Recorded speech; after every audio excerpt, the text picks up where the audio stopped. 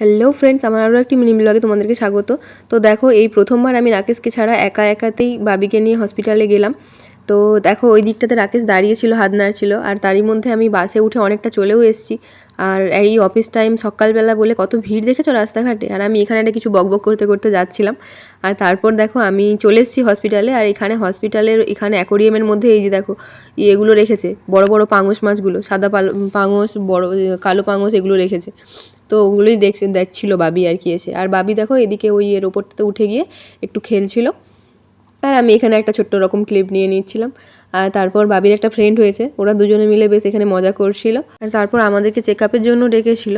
তো দেখো, এখানে বাবিকে নিয়ে আমরা ওই চেক আপ রুমে চলে এসেছিলাম। তো এখানে চেক আপ করছিল, বাবির তো দেখলাম চুপচাপই করে নিল। আর তারপর ওখান থেকে এসে আমাদেরকে ডক্টর চেম্বারের বাইরে ওয়েট করতে বলেছিল, আমরা ওয়েট করছিলাম। আর বাবি এদিকে ওই স্যানিটাইজার এটা নিয়ে হাতে করছিল, ঘাঁটছিল।